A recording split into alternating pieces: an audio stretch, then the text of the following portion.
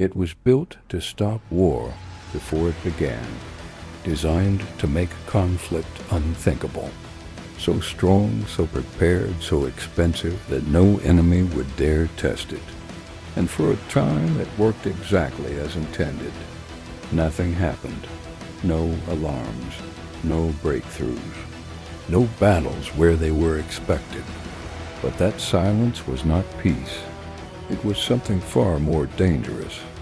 After one devastating conflict, the scars were everywhere.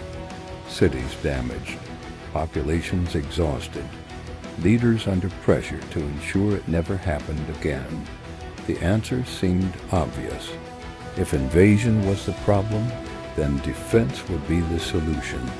Not temporary defenses, not mobile units or flexible responses. Something permanent. Concrete, steel, artillery, tunnels, power systems, supply depots. A wall, but not a wall. A continuous system of fortresses stretching across the border. The scale was staggering. Years of labor, vast public funding, the best engineers of the time. Every detail was measured, every threat imagined, every weakness reinforced. This was not improvisation. It was confidence turned into architecture. The decision felt unavoidable. Public opinion demanded safety. Military planners demanded certainty. Politicians demanded something visible, a defense you could point to on a map, a defense that justified its cost by existing. Everyone asked the same question: how do we stop the next invasion? They debated armor thickness, gun placement, angles of fire, supply redundancy. They argued about meters of concrete, caliber sizes, ventilation shafts. But one question never received the same attention. What happens if the enemy does not attack here? The system assumed one thing: that the next war would resemble the last one, that the enemy would move the same way, think the same way, respect the same limits.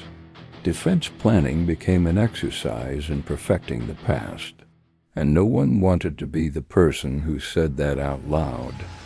Inside the decision, the logic was clean, almost elegant. Static defenses favor the defender. Attackers suffer higher losses. Preparation beats surprise. If they delay, the defender mobilizes. If they hesitate, deterrence works. Time becomes a weapon, and time favors the defender. The system did not need to win quickly. It only needed to hold. Every kilometer reinforced the same belief, that wars are decided by pressure applied head-on, that obstacles slow everything equally. The decision was not foolish. It was rational within its own frame. That frame just never changed. Then came the most dangerous phase. The system appeared to work. Years passed. No major breach. No test of the defenses. Budgets were justified. Reports looked reassuring. Exercises confirmed expectations. Simulations reinforced confidence. The absence of failure was treated as proof of success. But nothing was being tested. Not adaptability. Not decision speed. Not imagination. The system trained everyone to look forward, not sideways. Silence hardened belief. There was a moment when reversal was still possible. Signals appeared. Technology was changing. Mobility was increasing. Coordination was accelerating. Some officers noticed. Some analysts warned. But changing course meant admitting something unbearable. That the enormous investment might be incomplete, or worse, misdirected. Institutions resist embarrassment more than error. No one wanted to explain why so much concrete might not matter.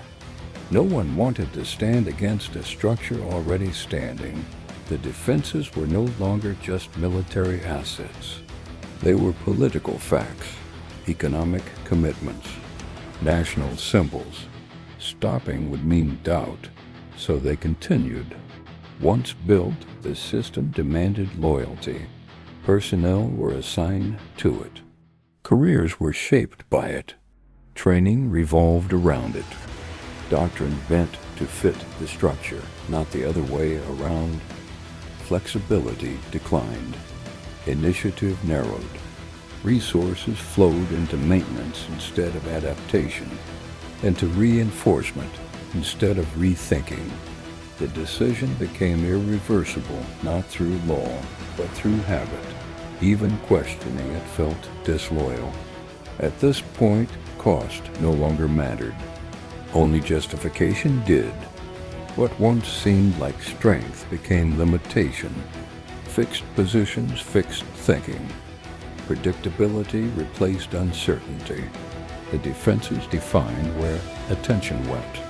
And, more importantly, where it did not. Speed favored movement, not fortresses. Surprise favored gaps, not walls. The system demanded an enemy who would cooperate with its assumptions, and the enemy did not. The strongest points were bypassed. The most expensive structures were irrelevant. What was built to control the battlefield instead shaped blindness. The true cost went far beyond money. Innovation slowed. Alternative doctrines were neglected.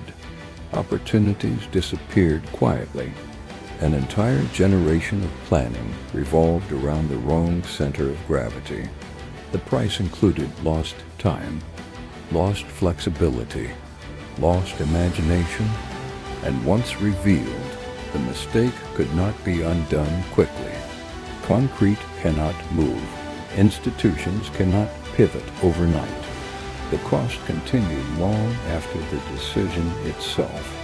The decision was the construction of the Maginot Line. Not the line itself, but the assumption behind it that future war would respect the shape of the past. It consumed immense resources, shaped doctrine, directed attention away from mobility and adaptation. It became the most expensive military mistake, not when it failed, but when it succeeded at convincing everyone it could not. The lesson is not about walls or fortresses. It is about decisions that lock systems in place, about assumptions that harden into infrastructure, about confidence that prevents reconsideration. The most expensive mistakes are rarely obvious. They look responsible, they feel safe. And by the time their cost becomes visible, the decision has already decided for you.